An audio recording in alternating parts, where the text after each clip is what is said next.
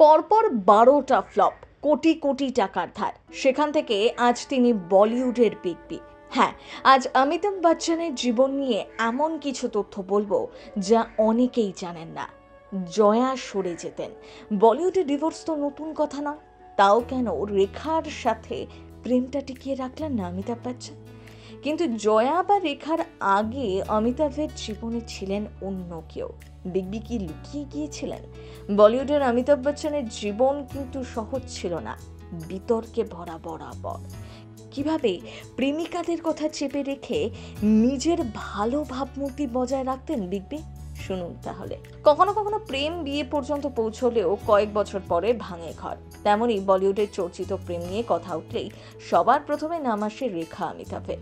আচ্ছা আপনি বলুন তো, প্রেম ছিল, ভালোবাসা ছিল, তাহলে রেখা অমিতাভের বিয়েটা কেন হলো না? অমিতাভ বচ্চন, যাকে নিয়ে এত বিতর্ক, তার জীবনটা কোনোদিনও সহজ ছিল না। বহু লড়াই করে তিনি বলিউডের জায়গা করতে পেরেছিলেন।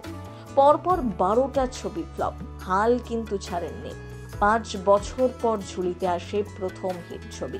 এরপর অবশ্য আর পিছনে ফিরে তাকাতে হয়নি তাকে, একের পর এক হিট। দর্শক মনে পাকাপাকি জায়গা করে নেন বিগ বি। একসময় দেনা ছিল প্রায় 90 কোটি টাকা, পাওনাদাররা বাড়ির দরজায় এসে দাঁড়িয়ে থাকতো। সেখান থেকে আজ তিনি কয়েকশো কোটির মালিক।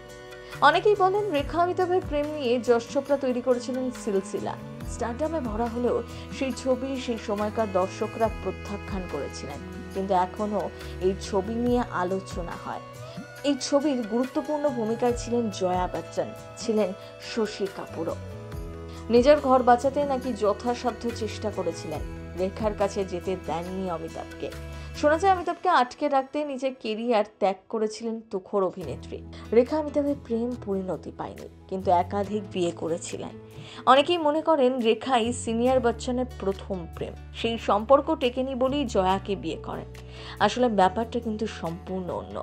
দুই নায়িকার মধ্যে কেউই অমিতাভের মন জয় করতে পারেনি প্রথমে, বরং এক সাধারণ মেয়ে প্রথমবার দোলা দিয়েছিল অভিনেতার হৃদয়।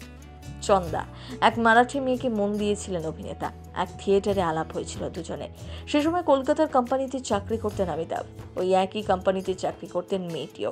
শোনা যায় 3 বছর ধরে সম্পর্কে ছিলেন, বিয়ে করতে চেয়েছিলেন অমিতাভ, কিন্তু ততদূর আর এগোয়নি সম্পর্কটা। এরপরই কলকাতা থেকে মুম্বাইতে চলে আসেন অমিতাভ, অভিনয় কেরিয়ার শুরু করেন। কিন্তু যত বিতর্কই আসুক না কেন, জীবনের সফর সঙ্গী কিন্তু হয়েছিলেন জয়া বচ্চন। বৃদ্ধ অমিতাভ হয়তো বুঝতে পেরেছেন জয়ার মর্ম, তাই সেই সময় যে ভুল করেছিলেন তা শুধরে নিচ্ছেন সব সময়। কিন্তু আজও অমিতাভ রেখাকে এক অনুষ্ঠানে অংশ নিতে দেখা গেলে তাদের নিয়ে কানাঘুষো চলতেই থাকে। প্রথম কলকাতা প্রোডাকশন ব্যুরো।